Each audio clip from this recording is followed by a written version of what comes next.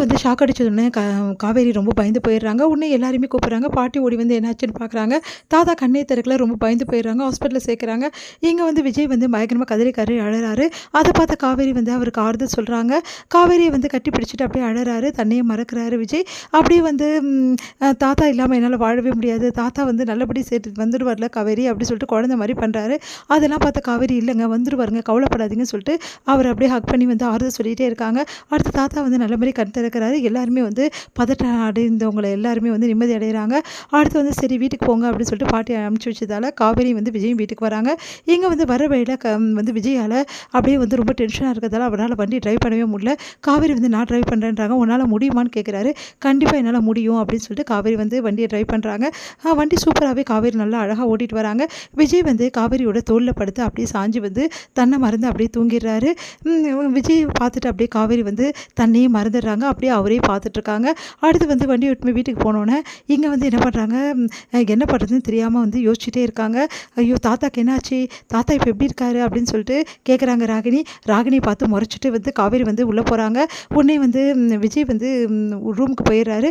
காவேரி என்ன பண்ணுறாங்க, நேராக ராகினி கிட்ட வராங்க.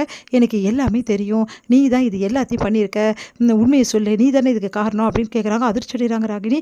என்ன இவ உண்மையிலேயே வந்து எப்படி கண்டுபிடிச்சா அப்படின்னு சொல்லிட்டு என்ன யோசிக்கிற, நான் எப்படி கண்டுபிடிச்சேன்னு பார்க்குறியா, இங்கே பார் நான் தான் வந்து சுவிட்சை போட போனேன். ஆனால் தாத்தா பதிலுக்கு போட்டார். அப்போ தாத்தாக்கு ஷாக் அடிக்குது. அப்படின்னா என்ன அர்த்தம், நீ தான் இதை பண்ணியிருப்ப எனக்கு நல்லா தெரியும் அப்படின்னு. நான் எதுவுமே பண்ணலை, இங்கே பார் இதுக்கு பின்னாடி நீ தான் இருந்த, தாத்தாக்கு இப்படி ஆனதுக்கு காரணம் நீ தான் தெரிஞ்சுதுன்னு வச்சுக்கோயேன். அதுக்கப்புறம் விஜய் எடுக்கிற முடிவுக்கு என்ன நடக்கும் தெரியுமா, அதெல்லாம் சொல்லவே முடியாது. அதுக்கப்புறம் ஒரு நிமிஷம் கூட இந்த வீட்டில் நீ இருக்க மாட்டே புரியுதா அப்படின்னு சொல்லிட்டு போகிறாங்க. அதை கேட்டு ராகினி அதிர்ச்சி அடைகிறாங்க. எப்படியாவது உண்மையை கண்டுபிடிச்சிடுவாளா, கண்டுபிடிக்கக்கூடாது, இப்போ என்ன பண்ணுறது, இதை எப்படியாவது அப்பா கிட்ட சொல்லி இதுக்கு ஏதாவது ஒரு வழி பண்ணியே ஆகணும் அப்படின்னு சொல்லிட்டு ராகினி யோசிக்கிறாங்க. இங்கே வந்து என்ன பண்ணுறாங்கன்னா நிவேதிதா வந்து ரொம்ப டென்ஷனாக இருக்காங்க. என்னாச்சுமா, எதுக்காக இந்த வந்து ஃபோட்டோவை பார்த்து இவ்வளோ டென்ஷன் ஆகிற, என்ன காரணம்னு சொல்லிட்டு எல்லாரும் கேட்குறாங்க.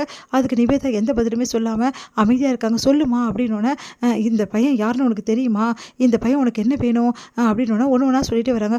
உனக்கு இந்த பையனை தெரியுமாம்மா, இந்த பையன் உன் சொந்தக்காரனா, இல்லை உன்னோட அண்ணனா, உன் தம்பியா, அதுக்கப்புறம் உனக்கு என்னம்மா வேணும் இந்த பையன் அப்படி சொல்லிட்டு கேட்டுகிட்டே வராங்க. சரிம்மா சொல்லு, ஒரு வேளை உன் புருஷனா அப்படின்னோடனே ஆமாம் அப்படின்னு சொல்கிறாங்க. அதை கேட்டு எல்லாருமே அதிர்ச்சி அடைகிறாங்க. இந்த பையன் உன் புருஷனா, அப்போ உனக்கு கல்யாணம் ஆகிடுச்சா அப்படின்றாங்க. இல்லை அப்படின்றாங்க.